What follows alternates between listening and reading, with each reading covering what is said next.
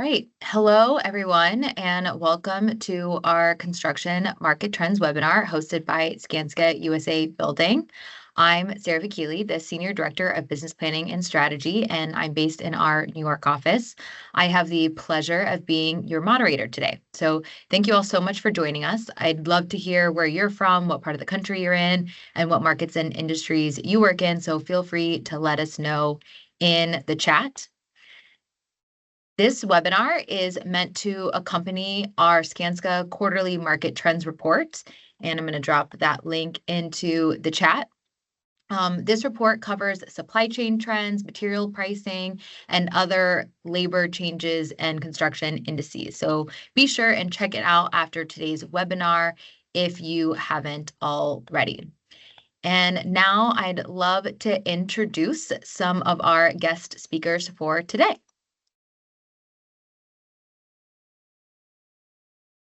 Hi, everybody. My name is Serena Crivellaro. I'm a managing director with KPMG, and I lead up the strategy team that is focused on the engineering and construction sector.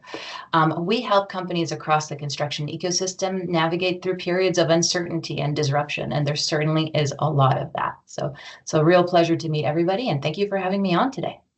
Yeah, thanks, Serena. Good morning or afternoon, depending on where you are. I'm Steve Stouthammer. I'm the Executive Vice President of Project Planning Services here at Skanska USA Building. Thanks for joining us today. Thanks, Steve. And hello, everyone. My name is Tom Park, and I lead Skanska's National Strategic Supply Chain Team. Great to be with you all today. Thank you. So for today, we do have a packed agenda given the flurry of change we've been experiencing in this quarter and in some cases, just some of these days. Serena is going to start with an overview of the economy and impacts to the construction industry. And then we'll have Tom dive into tariff complexities with supply chain and materials. And then we'll conclude with Steve, who's going to provide examples of how to navigate tariffs and risk mitigation strategies. If at any point you have a question for our speakers, please add it to the chat. We did see the many questions that you submitted beforehand and reviewed those and tried to work that into much of our content today. But we are going to save time at the end for Q&A. We may go a little bit past the hour to do so, about 15 minutes. So if you have time, please hang with us. And if we can't answer your question in the time we have allotted, we'll be sure and follow up directly. And finally, please know that we will send a recording of this webinar and all of the materials that we present afterward. So with that, I'd like to first turn it over to Serena and have her walk us through an economic and industry update. So thank you again for joining us. Can we start by giving a high-level overview of what impacts the construction industry might see based on the Trump administration's agenda? Absolutely. Thanks, Sarah. It's still early in the new administration's term, so very little has been specifically defined, but one way of understanding the potential impact on the construction industry is through the lens of executive actions. That includes executive orders, proclamations, and memos, and you've certainly seen a flurry of those. Some of them are being contested in the courts, more are being issued every week. So I would look at these and the numbers on this slide as less of a legal analysis and more of a general sentiment or vision, what the administration wants to do with this economy and how it will impact our sector. Almost 120 executive actions have been issued through early March, and a few of them have very direct and positive impact on construction activity. These includes, firstly, data centers. There's a very explicit desire to bring American leadership to artificial intelligence, as well as cryptocurrency, and both of these are likely to drive continued activity in data center construction. Energy is also an area of focus. The administration has stated they want to solve the energy emergency, expand and harden our grid. So while there may be a pivot to more traditional energy sources, and there may be some incentives that are removed from the renewable energy side of the house, it's not totally clear how the private sector will react there. We do expect to see quite a bit of continued investment in the space, both from the public side and then on the private side. producers have made significant investments in renewables. Some of them may be unwilling to switch back.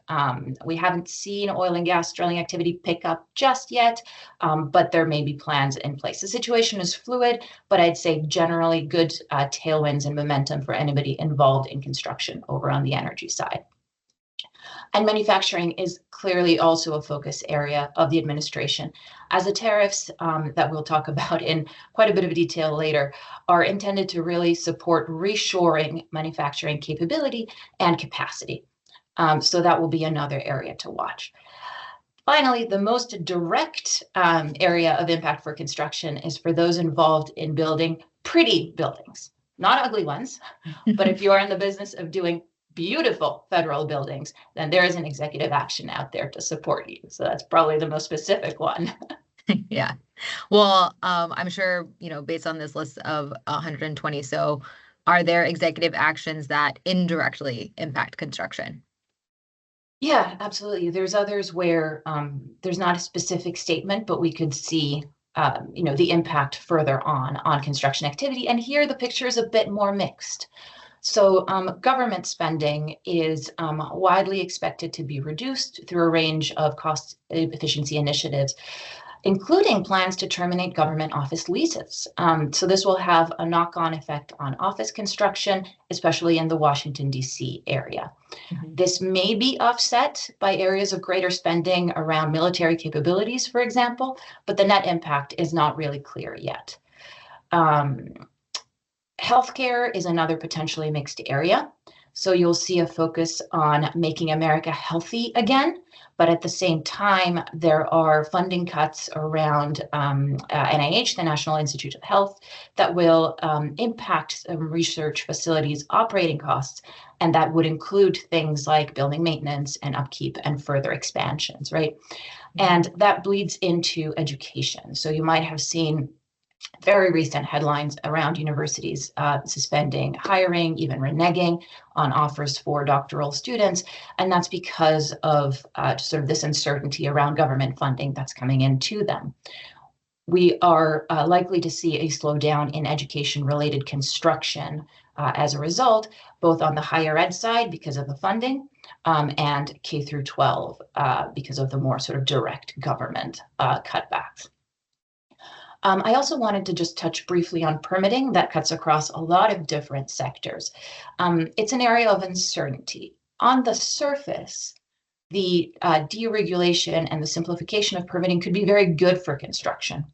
However, a lot of the regulations are actually at the state and local level, and they may be as burdensome, more burdensome than the federal ones. And so even though there's great talk of simplification at the federal level, it may not actually reduce the time or effort that we need to put in for compliance. Furthermore, there are some businesses in our sector whose entire purpose is to expedite permitting. And so they might find that a bit more a challenging time going ahead. In general, I would say permitting around energy-related development is probably going to be the first one to be simplified, but it does require congressional approval. So I feel like everything I'm saying here is with a caveat of this is the intention. We'll see what actually happens in real life over the next few months. And transportation has been a hot topic given the previous administration's focus on the Infrastructure Investment and Jobs Act, as well as the Inflation Reduction Act, which led to billions in funding in many projects across the United States. What will happen with these bills and subsequent projects that received funding? Good question. So government agencies have been asked to conduct a review on IJA and IRA grants, loans, contracts, and other financial disbursements to identify where they may conflict with the current administration's priorities. It's a review. Nothing's been fully canceled yet. Nothing's been fully approved yet. We're sort of in an in-between space. At a high level, I would say it's likely that IJA would be less affected. The changes there, what we're seeing are mainly around removing language that relates to some of the prior administration's priorities, for example, around DEI or Justice 40. But the content may be a little bit safer, a little bit more likely to be preserved. Within IRA, Grants are a little bit more likely to be affected than tax credits. Tax credits may be more complex to unwind, and so may be a little bit more protected. However, some of IRA's programs overall may be seen as being more existentially counter to the administration's priorities. For example, things related to electric vehicle charging, right? So they may be in for a bit more of a structural overhaul. As of last week, we had not seen any cancellations yet. Programs were still disbursing, although there were website glitches. So it's still up in the air. And a lot of the programs have made it quite a lot of the way through the disbursement and progress. Now, on the new side, we are expecting new regulations, but what exactly they will look like is not clear yet. There are budget proposals in the House and the Senate. We expect, given everything else that's been said, a focus on traditional infrastructure like roads and bridges, and potentially a focus on areas of the country that have high birth and marriage rates. This may mean slightly lower focus on urban transportation, rail, and so on. As of last week, you might also have seen that aspects of the CHIPS Act are up for revision. We'll see where that ends up going, given that a lot of that program has actually been completed already. But again, much is still to be seen on this. Yep. So then finally, there are a few other sectors you haven't touched on yet: office, hospitality, sports and entertainment, more like the consumer facing, I would say, sectors. What are your thoughts on these? Yeah. So I haven't seen any executive actions targeting them at the moment. More may be coming. And so when we look at these sectors, maybe it's best to almost go back to basics and look at some of the key underlying drivers of construction activity, interest rates. So thank you very much. So you might remember in the past few years, a lot of attention was being paid to the Fed funds interest rate. So that's the green line on this chart. And those were the decisions that the Federal Open Market Committee, the FOMC, announced after every meeting. And you remember it was very high, and we were all very excited when it was starting to come down because it meant more developers coming in, more home buyers being able to buy. It was just sort of expected to drive a whole bunch of activity. That rate has come down in late 2024 and is currently stable at about 4.5%. Recently, however, if you've been watching the news, the discussion has turned to the 10-year Treasury yield curve. You might have heard that rate has very recently been coming down, which is fantastic news. But the concern is that rate is reducing for the wrong reasons. So if you think about it, the green one is what the Federal Open Market Committee sets, and the blue one is a bit more of a reflection of what the market feels. So up until about September, the two were tracking fairly closely. And then we saw the Fed funds come down and the market perception increase, and now it's coming down. And so it was a bit of nervousness that may be underpinning that rate decline. And so we'll have to understand what that means in terms of the impact on construction, which means we need to then look at the underlying drivers of these interest rates, right? So how are these set? How do people think about what rate they want to, buy and lend money? Well, they look at the strength of the economy. And so here, there are many different indicators out there, but there's two that I would like to direct everybody's attention to: inflation and economic conditions. So on inflation, the blue box on this chart, there is concern that the tariffs may have an inflationary effect, at least in the short term. Inflation expectations have risen across a range of polls, but we have to say those poll surveys and polls are not hard economic data. They might be subject to human biases. However, generally, the expectations of higher inflation have tended to be across all political affiliations, classes, geographies, and so on. So we do see some concern that inflation is picking back up. The other component of it is economic conditions. So that's the green box on this chart. And that basically said, how healthy is the economy? So here we see concerns that tariffs will negatively impact demand and therefore the production of goods. So we do, there's very little that is actually 100% American made and would be fully exempt from the tariffs, right? So the impacts of these tariffs could be really wide sweeping, and I'm sure we'll get a lot more detail in a few minutes. But even just that uncertainty, will we, won't we, what's going to be affected, how much, is causing almost a tax on the economy, right? Businesses pause hiring, they pause investment plans, consumers pause on the big ticket purchases. Should I buy that car? Should I buy that appliance? I don't know, right? Because I don't know if I'm going to have a job. I don't know what the dynamics are going to look like.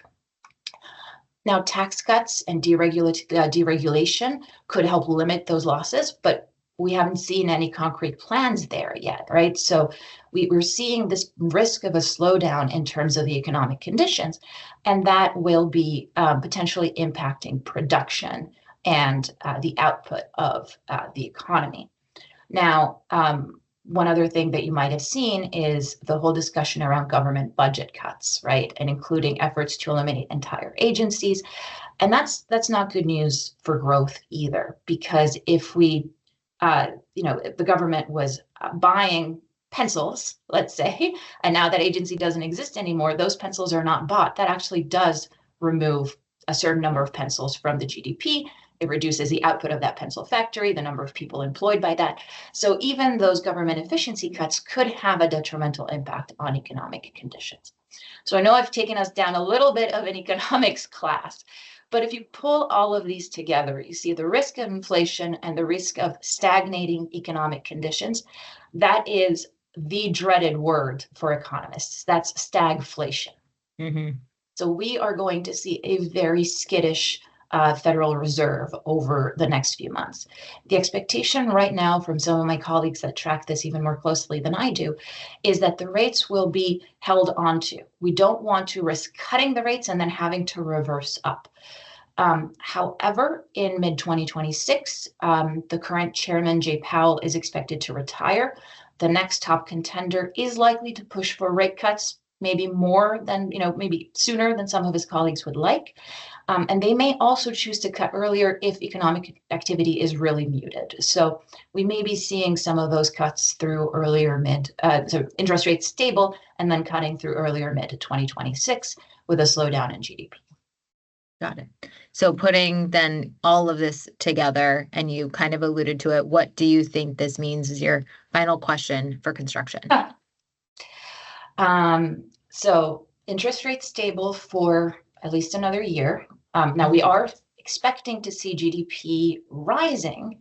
I think the latest estimates are 1.5% to 2% in 2025, but some of it may be demand that's pulled forward. So the earlier part of 25 may be in better place than back half of 25. Got it. As GDP growth slows, we could see a rise in unemployment for 2025 and 2026.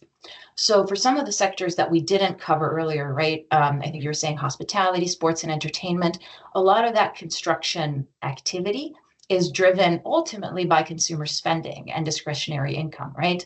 And construction as well. So that to me points to a slightly more cautious outlook. Some of you who may track statistics may have seen already a drop in construction spending in the latest January figures that were released last week, about 0.2%. Some of it was driven by weather, but some of it was certainly driven by uncertainty of what lies ahead. So I'd say, unfortunately, not a very positive outlook for construction over the next year. Got it. Well, even though we're not ending on necessarily a positive note, I just want to say thank you so much. If you do have additional questions for Serena, again, put them in the chat or the Q&A, and she will join us at the end. So now that we have a lay of the land on a macro level, let's dig into the nitty-gritty of the supply chain and materials. So I'd like to welcome Tom. Thank you, Sarah. And as you said earlier, there's a lot going on in the country right now with tariffs and the impacts on supply chain. Our national supply chain team has been really busy with keeping track of all the announcements, the complexity, and the changes that are going on in tariffs. We talk regularly with our upstream material and equipment manufacturers to really try to understand what are the immediate and long-term impacts of the announced and implemented tariffs, as well as the potential tariffs. So Today, I'm going to talk about really three topics. I'm going to get an overview of the current state of tariffs and how they relate specifically to construction materials. I'm going to deep dive into steel and aluminum tariffs and how those impact construction categories for both complex equipment and commodity materials. And then finally, I'm going to give an overview of the impacts of tariffs on 14 key construction categories. Great. All right. So first off, I'm not going to cover every tariff. I'm going to focus on construction materials, mostly the new tariffs. But a general comment is that new tariffs are additive or stacked on previous tariffs. So I am going to do a quick review. So prior to 2025, we did have the original Section 232 tariffs from 2018. Those primarily targeted Chinese steel at 25% and aluminum at 10%. Now, these tariffs largely reduced the direct imports from China to the US. However, China did manage to work around these tariffs by funneling steel and aluminum through other countries, including Canada and Mexico.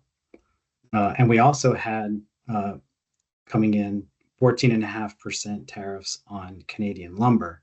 And those are actually increased under the Biden administration. So looking at January 20th, day one, new Trump administration, were announced 10% tariffs on all Chinese imports. That was effective on February 4th, as well as there was an announcement on broad country tariffs for Mexico and Canada.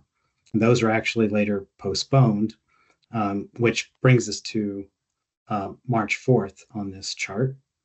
So on March 4th, there was an additional 10% tariff added to the 10% on that was announced January 20th, which brings the total Chinese tariffs up to a minimum of 20%, maximum of 45%, based on some other varying tariffs that were in place. So these new tariffs do impact some construction materials. However, they don't impact to the extent as the broad Mexican and Canadian tariffs, as well as the all country steel and aluminum tariffs that have really the greatest impacts. And so that's really the focus here is on construction material and equipment.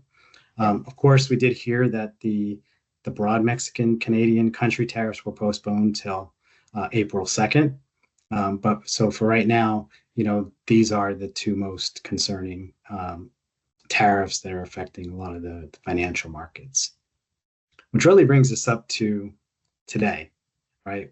Tomorrow is March 12th, obviously, and tomorrow is when the all country steel and aluminum tariffs become effective. So that's 25% steel and 25% aluminum. One of the big things to note on this for tomorrow is that there are no exemptions. So in the original 232 tariffs, several countries like Canada, Mexico, Korea, others were exempt or given quotas on steel and aluminum, but those aren't existing. So effectively, all countries are going to be affected by new tariffs tomorrow, assuming they are actually implemented. And then this morning, we heard that President Trump announced a 50% tariff specifically on Canadian aluminum and steel. And this is in response to announced electricity tax of 25%. So that was a very late breaking development just before our webinars. As we said, things are changing pretty quickly. Looking forward, it gets a lot more unclear, but we certainly do have the broad Mexico, broad Canada country tariffs still out there starting on April 2nd. Lumber would also be included in those, so that's obviously an important construction material. We don't know much about the European Union reciprocal taxes. tariffs, but over to the right, you can see the total. So we tried to add up those totals right now. So we are looking at potentially up to 50% aluminum and steel. Again, because the tariffs are stacked, assume if the broad Mexican tariffs were implemented, those would be stacked. Obviously, we are talking about 50% steel and aluminum for Canada, just based on today's announcement. Thanks, Tom. Given the complexity of the tariff schedules, future tariffs, again, we're monitoring by the hour of what might come into effect even in the next 60, 90 days and tomorrow. Can you walk us through the tariff exposure based now on more construction materials and equipment? Yeah, absolutely. So if you look at this next chart, first off, the green indicates new tariffs that are in effect. So plumbing materials and elevators, those are being affected by the Chinese tariffs, the new Chinese tariffs. So we are definitely seeing some impacts. They're not very large, not incredibly large tariffs impacting these spaces, but there are some impacts that we do want to mention. But really, what we want to talk about in the blue are the potential for the new tariffs starting as soon as tomorrow, and again on April 2nd. But what we're doing here is we'd like to break out the commodity materials from complex engineered materials. And the reason we do that is because, one, on commodity materials, they have a really much shorter supply chain, which means they're going to be impacted much more quickly by tariffs, and also they're going to be more directly exposed to the full amount of the tariffs, right? Because of the nature of a commodity. So besides steel and aluminum, there are other examples that are mentioned on here. Cement, we get 24% imported. Gypsum, we have 13% import there. Lumber is 30%, mostly from Canada, and copper is 45% import dependency, mostly from Chile.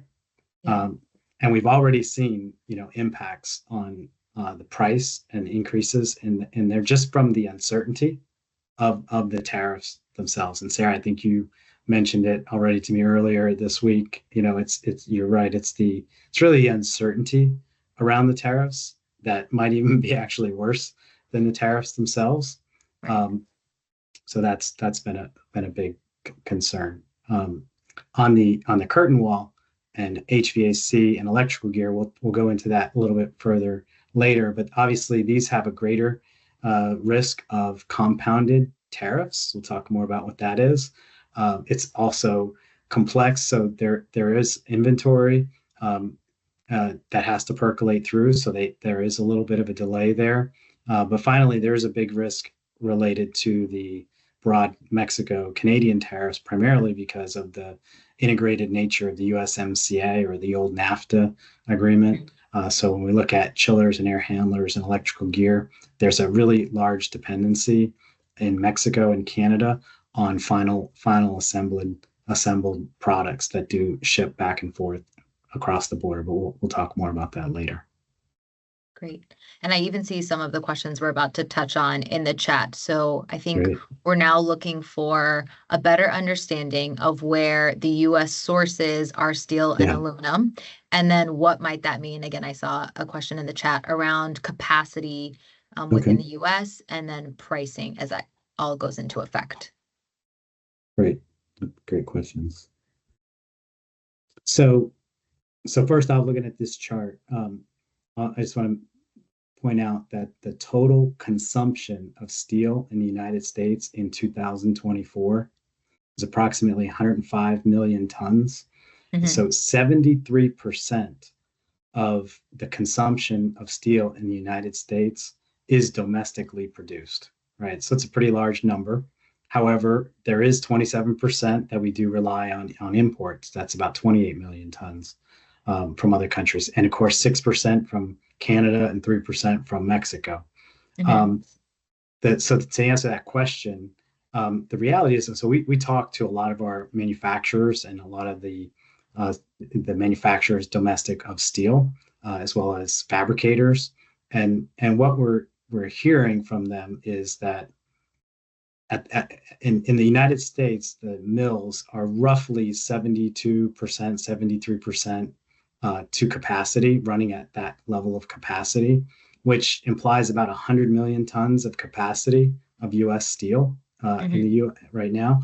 So in theory, 100% or nearly 100% of domestic steel could be produced domestically in the U.S.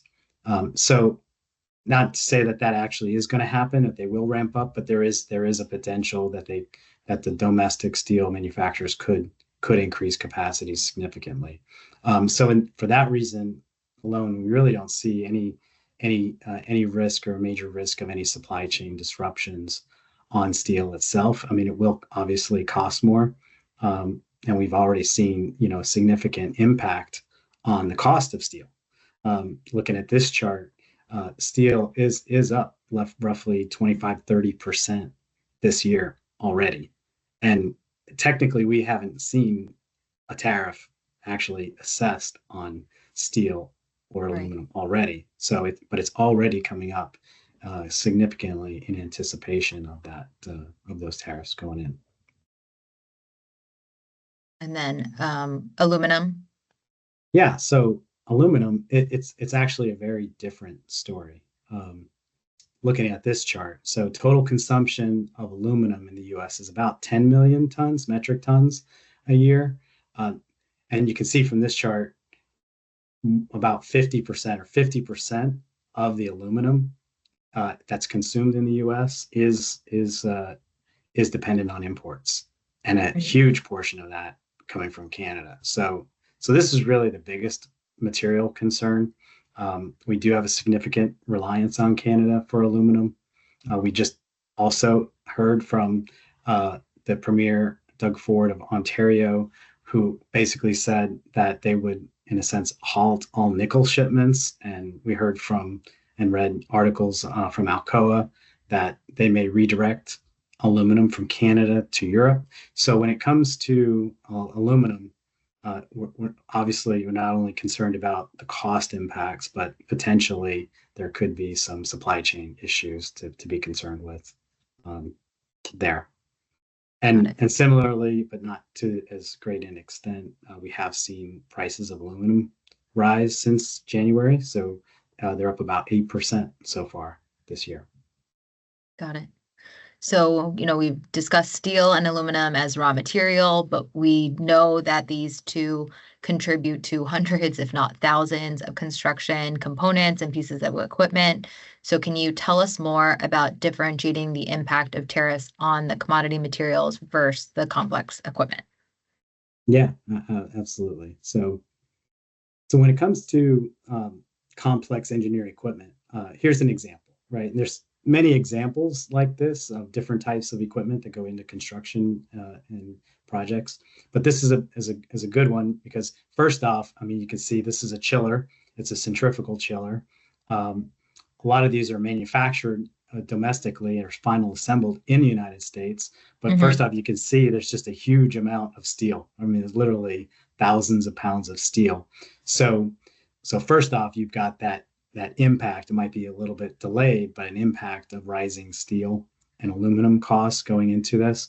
But you can also see on the left side that components of chillers are sourced all over the world, right? We really do have a global supply chain when it comes to this type of equipment. So you can see, in terms of the map of where things are actually coming from, it's really all over the world, and you've got motors coming from Germany, you got pipe coming from India, electronics from Japan, Korea, etc. But I do want to point out on the left there's a breakout, and this is really a function of USMCA or NAFTA.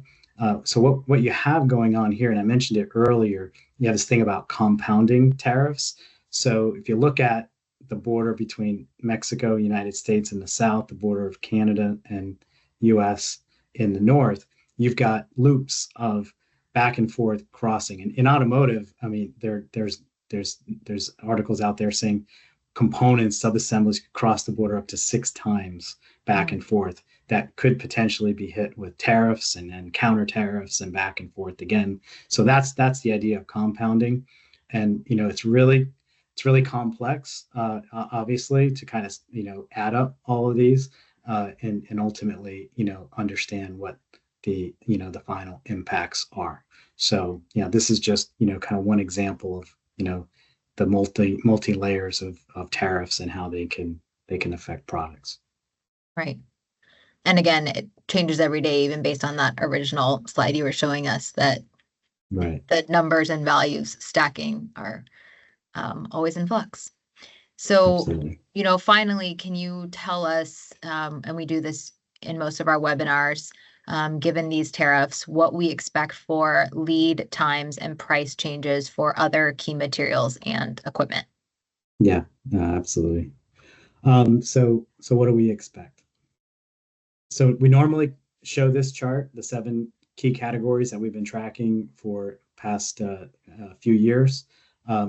First off, I'll point out, we don't expect a lot of supply chain or really minimal supply chain disruptions. Lead times are flat to down. We're seeing HVAC manufacturers and electrical gear manufacturers investing and in capacity, so that's why their lead times are actually coming down. But when it does come to price trends, again, we talked about it earlier, wood is already going up just for the threat of tariffs. So we've seen 25 to 30% in some cases already. And again, this is based on tariffs that are announced through the 12th, basically assuming the 12th tomorrow. These are the types of price increases that we could expect over the next 0 to 12 months. But if the reciprocal tariffs and the broad country tariffs come into play, we'd likely have to increase these numbers yet even further. But kind of looking here, you can see that there are some categories like insulation, roofing products where there's not a lot of demand, import demand or dependency there. So those are relatively flat based on normal escalation. Got it. And then maybe the next slide we can. So on the next slide, so we decided to add another 7 categories because these categories are also going to be affected by tariffs. You can not surprising, metal studs, a lot of steel, drywall. There's a big component of gypsum coming into the country, and metal panels. Again, metal panels, those are going to be affected. And then to some extent, we do have some dependency on imported cement. Float glass, not so much. Float glass is actually primarily there's a large domestic supply of float glass, so we're not seeing too much of a risk right there. And finally, curtain wall. I'll point out we've already seen curtain wall manufacturers increase prices around 8%. So we definitely see potential for price increases in the area of curtain wall. So. Got it. Well, thank you, Tom. Again, if you have additional questions, please add them to the chat, and we will move into our third and final section of our webinar, where we'll discuss navigating these uncertain tariffs. So, Steve, welcome. I think that you and I are both sleeping and breathing tariffs these days. I will never forget how to spell it ever. Do you ever think you'd be a tariff expert? What kind of insights can you share about you and your other industry leaders and partners trying to keep up with tariffs and navigate these waters? Sarah, I never thought I would have to be a tariff expert, and I still don't consider myself one. Tom, I give him a lot more credit than me, actually, and appreciate what he just shared. But I have been pouring through all of the information to kind of stay abreast in order to help advise our teams. And, my primary responsibility is oversight of our pre-construction and estimating resources. And you can imagine the challenge of providing good advice right now for cost estimating, but we're going to get into that here in a minute. So yeah.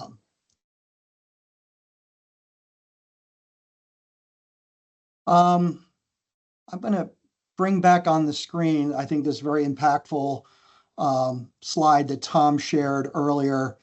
I think it's kind of interesting to note what Tom talked about in the tariffs that are still in effect. You know, we kind of became conditioned to those. I would imagine most of our attendees probably didn't even remember that they're in place, but they have been. They contributed to cost increases we saw a number of years ago, and they are still there. And as Tom pointed out, the new tariffs are going to make some changes to those old tariffs, removing certain exemptions so that the new tariffs are broader.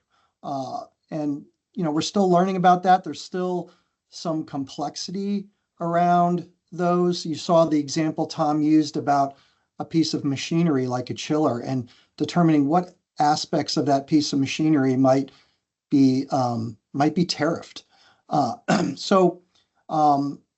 You know, we certainly know that steel and aluminum products are part of many, or steel and aluminum are part of many fabricated products. And many of those have not previously been subject to tariff, but will be. The way to keep abreast of this is to monitor the Department of Commerce, the Federal Register site. I think Sarah's going to put the link to that in the chat. This is where you can really read and understand the details of the tariffs. Some of those are not published yet, so it's worth just staying on top of that and keeping track of that. So there clearly is some near-term confusion. And maybe just for example, I think it's pretty clear that importers of unfabricated steel, coil, plate, or aluminum billet will certainly be subject to the tariff, regardless of the country of origin. But we also understand that importers of the minerals that are used to make steel. So if you have a U.S.-based smelter who's bringing in iron ore and bauxite from another country, those products are going to be subject to tariff. And then if you're an importer of fabricated steel, you may find yourself at a further disadvantage. We were kicking around the challenges that maybe some of our Canada fabricators are facing, and many of our construction locations, particularly in the northern United States, import fabricated steel from Canada. And if you think about Canada, they will often buy recycled steel from the United States to make fabricated steel.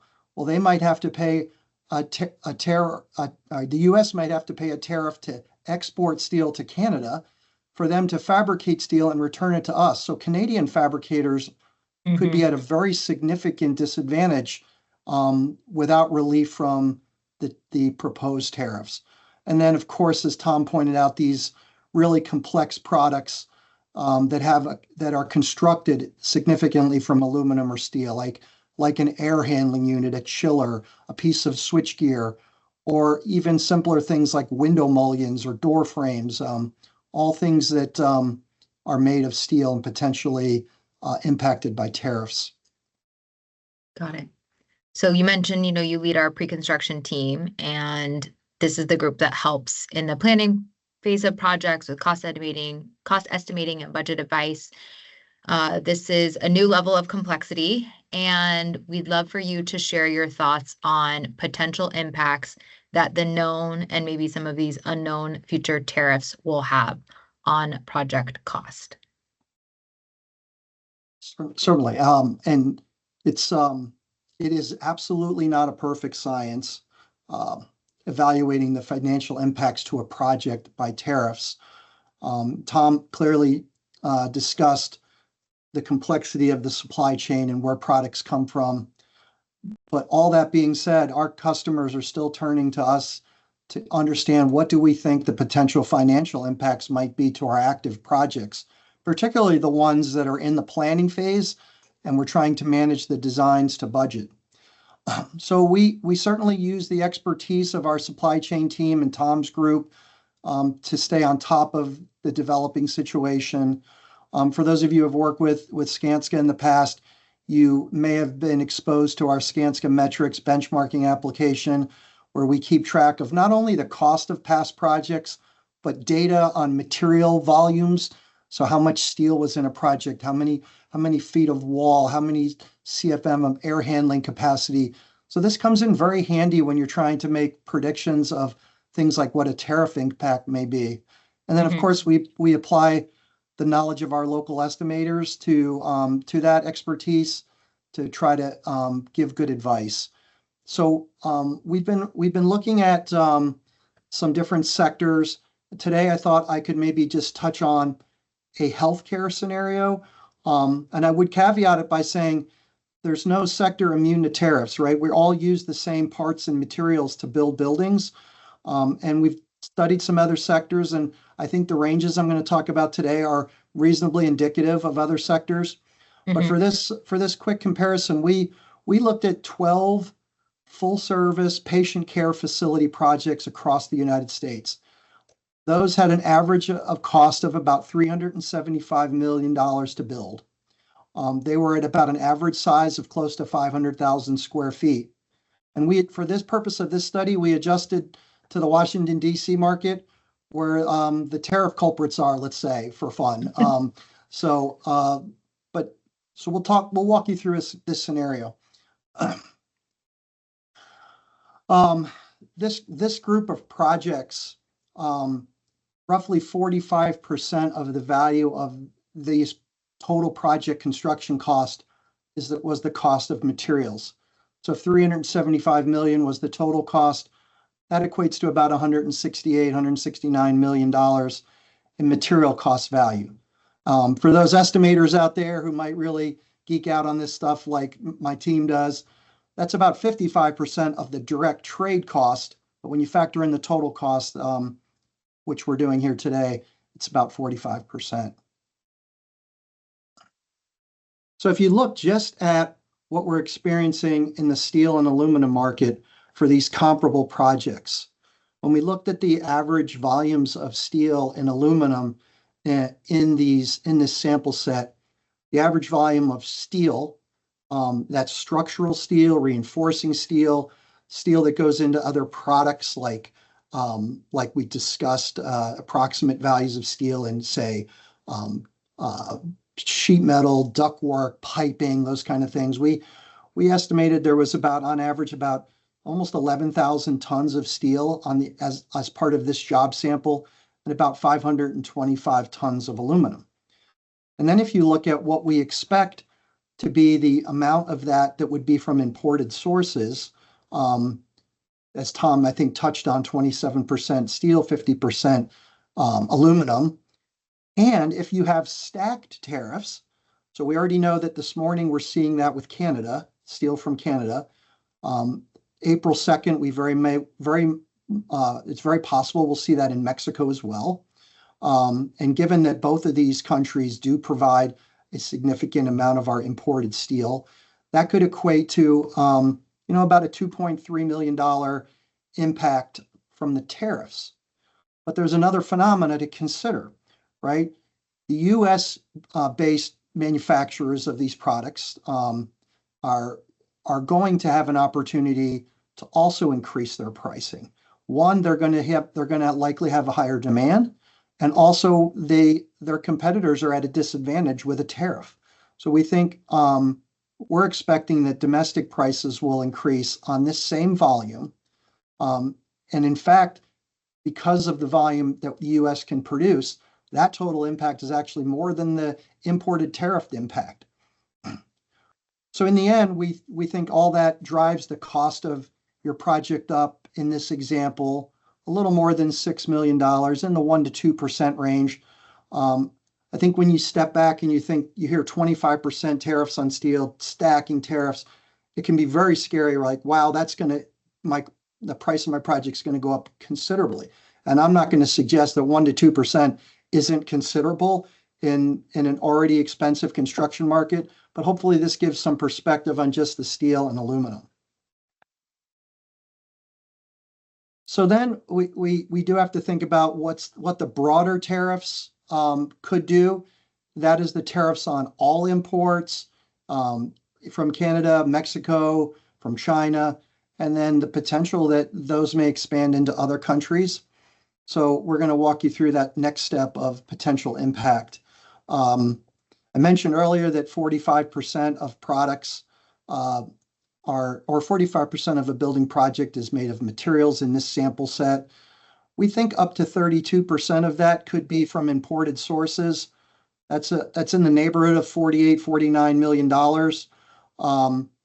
So just keep that in mind as we go to this next scenario. But if we're importing $48 million worth of materials in this project, those could all be subject to tariffs. So we'll walk you through the next step of this scenario now.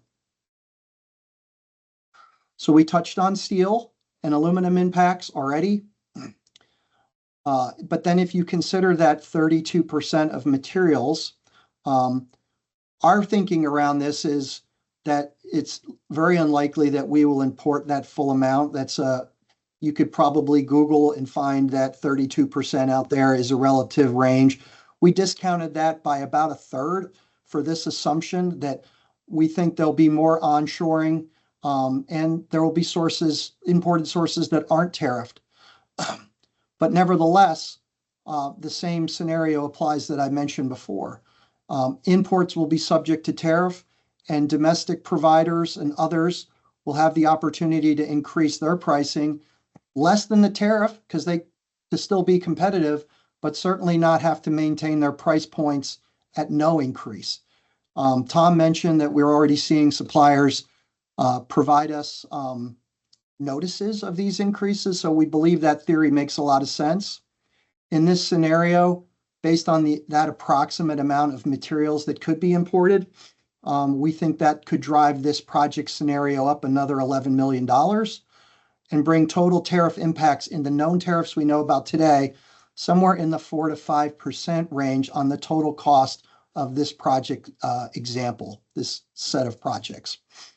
I'd also want to remind people that on our call that this is not necessarily traditional cost escalation, certainly nothing traditional about it, but often when your construction managers are providing you budget advice, there's a budget for cost escalation because we know over the course of time on the planning of a large project, there is going to be increases in cost.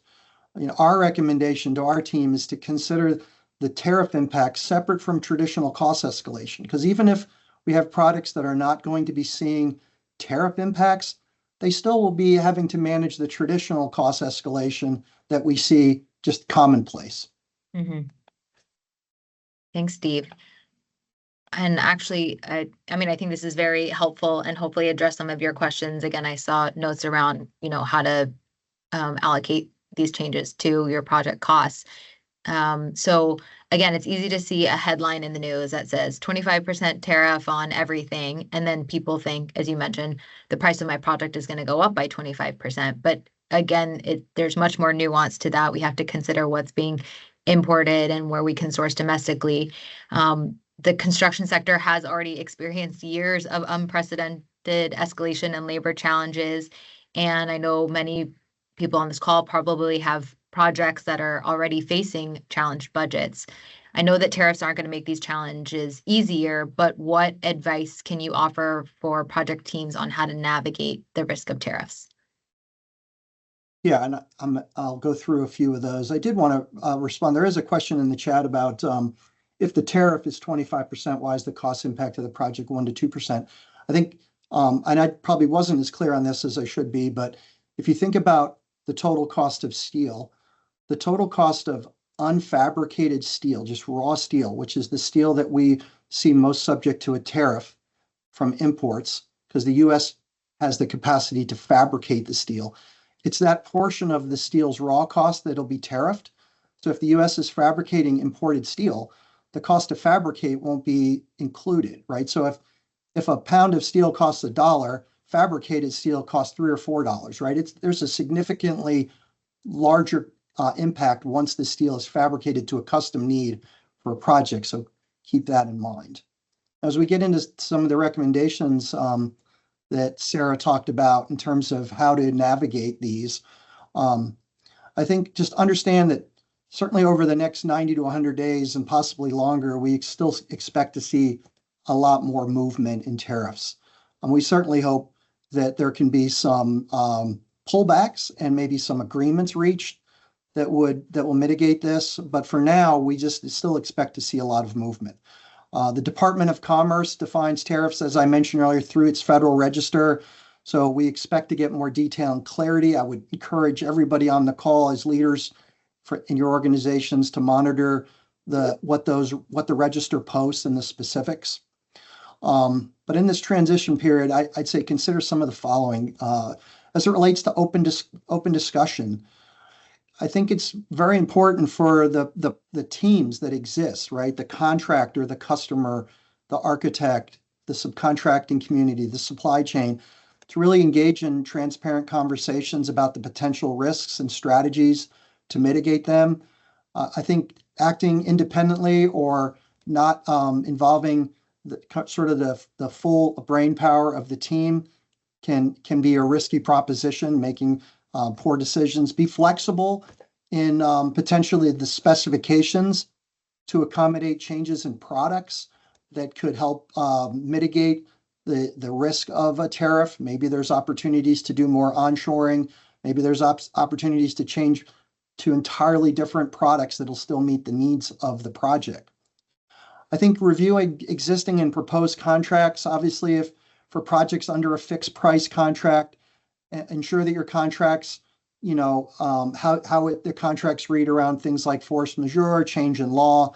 I am certainly not an attorney, so I won't give legal advice, but you certainly want to understand what your rights are under existing contracts and what the rights of your supply chain are. As it relates to situations where maybe you're in the midst of a situation where a contractor would be entitled to relief from the impact of a tariff, you should be able to get the contractor to show you documentation where they actually paid the tariff, and that should be part of proving that that what their claim is factually based.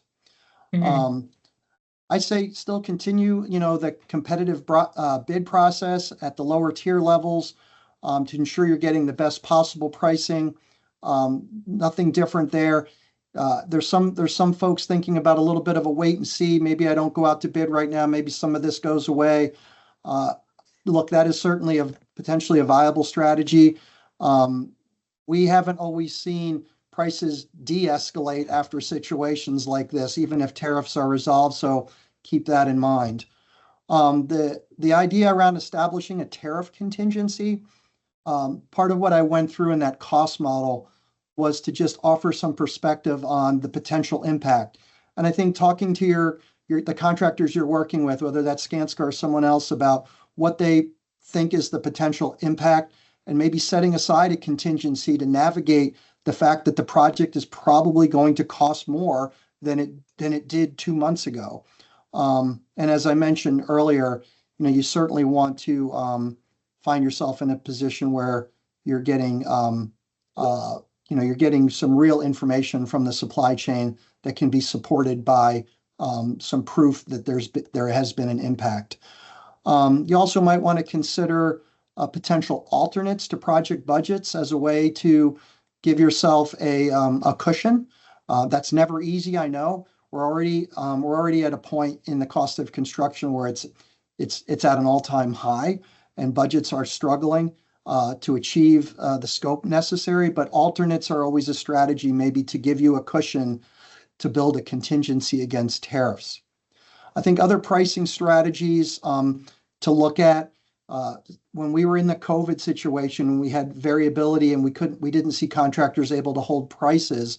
We looked at indexing approaches, referring to, in your contracts, referring to a certain index level to prove if an index level increased, then there was an entitlement to a change. That's one approach.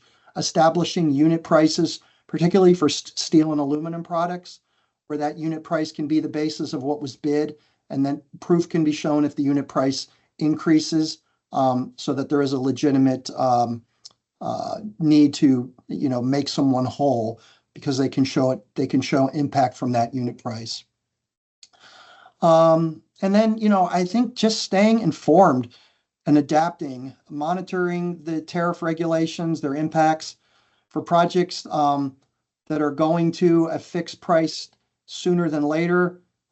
Certainly look at the tariff contingency strategy.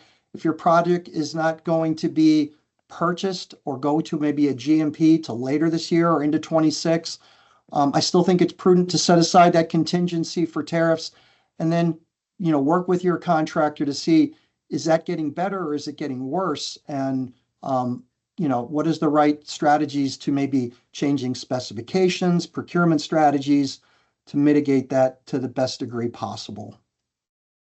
Awesome. Thank you so much, Steve.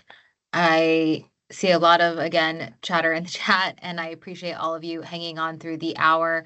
Again, for those still on, we are going to take a few questions and we will send these materials to everybody. So I'm going to welcome back Serena and Tom to address a few questions. And we'll have these recorded for when we share the materials afterward. So Tom, first, you kind of touched on this, but do you expect supply chain disruptions coming from tariffs? And do you think that the U.S. industries have enough capacity and qualified suppliers to become good alternatives? Yeah, thank you, Sarah. Good question. So right now, no, we don't expect any imminent supply chain disruptions. With that said, I think we pointed out one risk already is the aluminum import dependency of 50% and a large amount of that coming from Canada. While I did mention around steel that the U.S. could ramp up production of steel potentially to 100% support the demand in the U.S., that's not the case on aluminum. So the current capacity for aluminum, I think this is a question in the chat as well, it's very related, less than 1 million tons of aluminum is produced each year of raw aluminum. In fact, much of the aluminum that's domestically consumed is actually recycling. So it would take years and a lot of investment to be able to smelt aluminum. And the other part of that is bauxite and alumina is largely supplied out of Brazil and Australia. So those, even the raw materials for aluminum production, are subject to tariffs. And so that's the big one there. There was a mention of potentially nickel, which is a key component in stainless steel. And I think the objective there stated by the Canadian Premier was to disrupt manufacturing in the U.S. Around stainless steel by withholding nickel. And so there, there are potentials that there could be other materials that are, somehow withheld, but we'd have to do a lot more research on that when those things get announced. Got it. Thank you. Serena and Steve, this is probably more for you. Again, there's been a lot of talk of tariffs and their impact, of course, on equipment and materials, but do you have any thoughts on the possible impact for the overall construction industry or labor force and demand? I also saw this as a question in the chat too, that maybe this is going to slow down the industry, offset high inflation. What are you thinking? Serena, we can start with you. Sure. I mean, exactly what you were saying, Sarah, right? It's a bit of a balancing act, right? So if prices get too high, demand will cut back. Do we expect it to fully cut back to the level where prices come all the way down? God, I hope not, because when we're talking about tariffs of 50%, it'd be a massive slowdown to bring the prices all the way back down. But there may be some projects that are priced out, bringing, maybe reducing some of the upwards pressure on pricing and making it not as high as it should otherwise be. Steve, did you have different thoughts on this, or? No, I think you said it perfectly. If I were to add anything, I'd say we've obviously seen labor constraints based on the volume of work as we entered the year. Some sectors have been booming, right? The question is, as Serena pointed out, will we see some retraction from construction starts? I know the experts are already showing evidence of that. Serena touched on it earlier. Mm-hmm. So you might see some greater competition if projects slow down and contractors are looking for ways to put their workforce to work in other areas. I don't think we're at that point just yet based on volume that moved into the year, but that could certainly be an impact.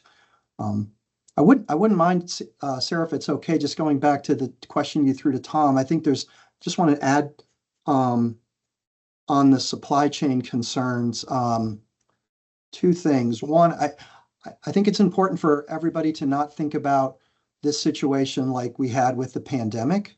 With the pandemic, we had a supply chain crisis because we couldn't get product because manufacturing was shut down. That's not the situation here, right?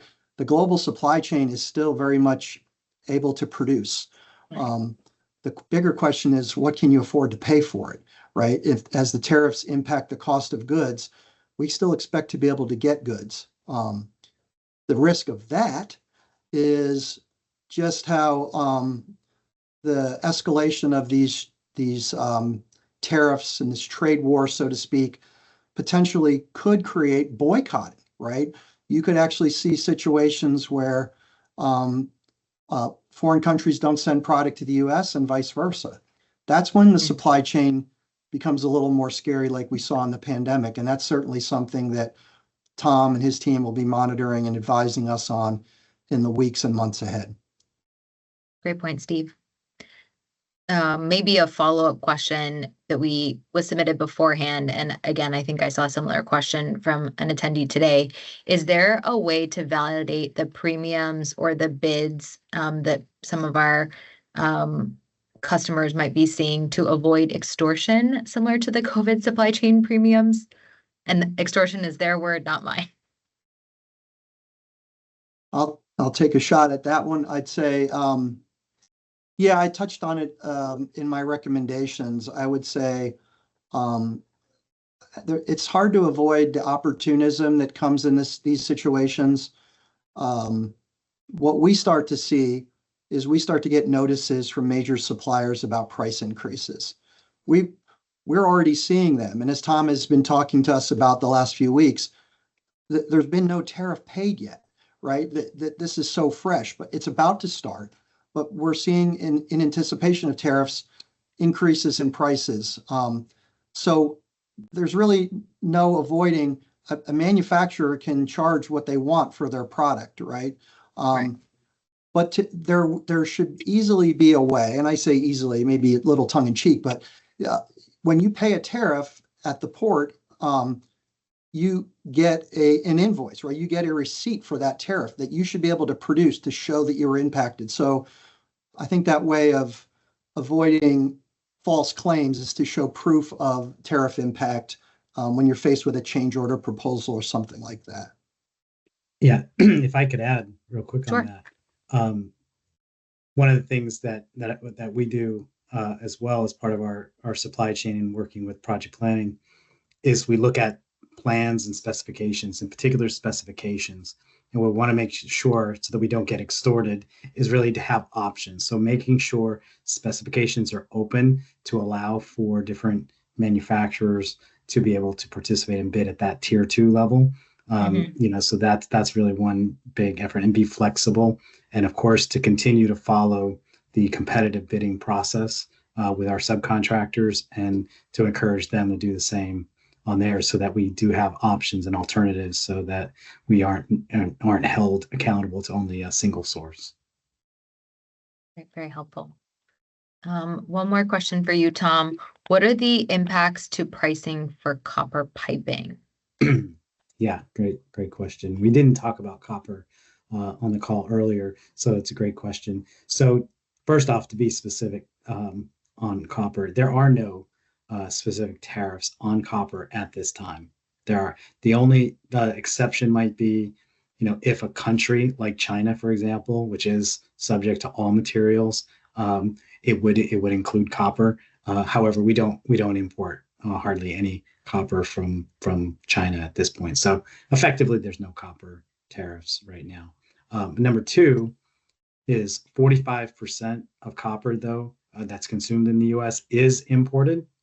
Chile is the largest exporter to the U.S. 30% of our copper comes from Chile. And the third thing is because of the risks on tariffs that have been mentioned already, again, prices have gone up 15 to 17% already just since the beginning of January. Again, not one tariff has been effective there, but it is driving prices up. So to answer the question around copper and copper pipe obviously is a commodity. It does largely follow the cost of copper. So we do anticipate to see at least like a 15-20% increase in the price of copper pipe ultimately in the next few months.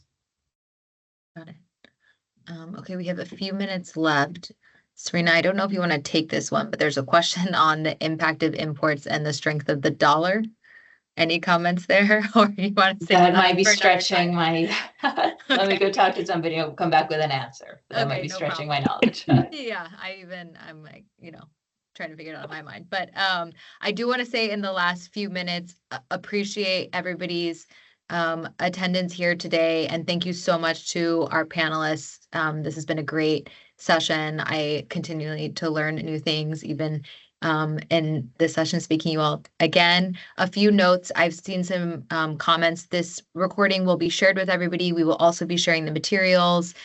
Please feel free to reach out directly to anybody in the group. If you have follow-up questions. I also saw a question on if there will be a follow-up session, and Skanska hosts this webinar every quarter. So yes, there will be a follow-up session, and we publish our market trends reports every quarter. And I know also KPMG has a number of webinars and materials that they publish. So look out for that material coming from me probably later today. And if you have any questions, do not hesitate to reach out. So with that, thank you again, Serena, Steve, and Tom. We appreciate your time and expertise here. And thank you all for attending. Thank Thank you. you, Sarah. Thanks for having us. Awesome.